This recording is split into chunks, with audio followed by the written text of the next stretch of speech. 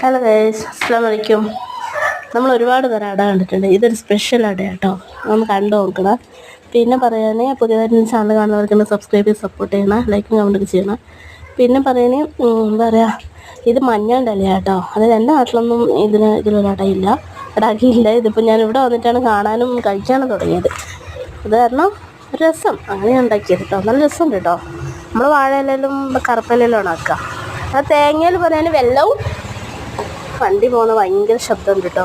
വെള്ളവും പിന്നെ ജീരകം, ഏലത്തരി, പിന്നെന്താ റവ ഇട്ടിട്ടുണ്ട് കേട്ടോ. ഈ തേങ്ങ അതിന് ശേഷം ഞാൻ റവ ഇട്ടില്ല, ഇത് വിളയിച്ചതാണ്, അല്ലാതെ വെറും തേങ്ങയിലേക്ക് വെള്ളം ഇട്ടതല്ല കേട്ടോ. നന്നായിട്ട് വിളയിച്ചിട്ട് ഇങ്ങനെ ഒരു ഒട്ടുന്ന പരുവത്തിലാക്കിയിട്ടുണ്ട്.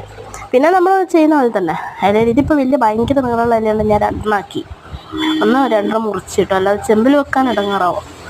അത് കാരണം അരിപ്പൊടി കുഴച്ചിട്ട് പച്ചരിപ്പൊടി ആയിരിക്കും. പിന്നെ ഇങ്ങനെ പരത്തി ഇങ്ങനെ വെച്ച് ഇത് വെന്ത് കഴിഞ്ഞാലാണ് ഇതിൻ്റെ ആ ഒരു സ്മെല്ലും ടേസ്റ്റൊക്കെ വരിക. പിന്നെ ഇതിപ്പോൾ സാധാരണ തന്നെ ഇങ്ങനെ ആക്കുക.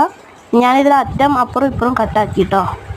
അതെന്തിനാണെന്ന് വെച്ചാൽ കട്ടാക്കി എന്തിനാണെന്ന് വെച്ചാൽ ചെമ്പിൽ ഇങ്ങനെ നിൽക്കുന്നില്ല ഇത് എല്ലാം, അതുകൊണ്ട് കട്ടാക്കിയത്. ഞാൻ പ്രസ്സിൽ നോക്കിയ സംഭവം ആവുമെന്ന്. പ്രസ്സിൽ ഇലേൻ്റെ ഒരു ആ തണ്ട് ഇങ്ങനെ ഞെങ്ങുമ്പോൾ പൊട്ടിപ്പോന്നു.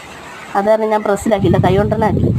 ഇങ്ങനെ വെച്ചിട്ട് പിന്നെ അടച്ച് ആവിയിൽ വേവിക്കുക. അതല്ലേ വെന്തിങ്ങനെ ഇങ്ങനെ ഉണ്ടാവും. ഇതിൻ്റെ ആ ഒരു സ്മെല്ല് ഭയങ്കര കേട്ടോ, പറഞ്ഞറിയിക്കാൻ പറ്റില്ല, ഭയങ്കര സ്മെല്ലായത്. ആദ്യമൊക്കെ ഞാൻ എനിക്ക് ഇവരൊക്കെ എങ്ങനെയായിരിക്കും ഈ സാധനം കഴിക്കുന്നത്, ഇപ്പോഴാണ് എനിക്കിതിൻ്റെ ഒരു ഇത് മനസ്സിലായത്. ഞാൻ ഇപ്പോൾ കുറേ ഉണ്ടാക്കുന്നു കേട്ടോ. ഇവിടെ വന്ന് ഈ അടുത്ത ഞാൻ ഇത് ഉണ്ടാക്കാൻ തുടങ്ങിയത്. നല്ല രസം തിന്നാൻ, നിങ്ങൾ ഉണ്ടാക്കി നോക്കൂ കേട്ടോ. അടിപൊളി ടേസ്റ്റാണ്. മഞ്ഞളൊക്കെ അധികം വീട്ടിലുണ്ടാവില്ല, ഒന്ന് ട്രൈ ചെയ്ത് നോക്കണേ.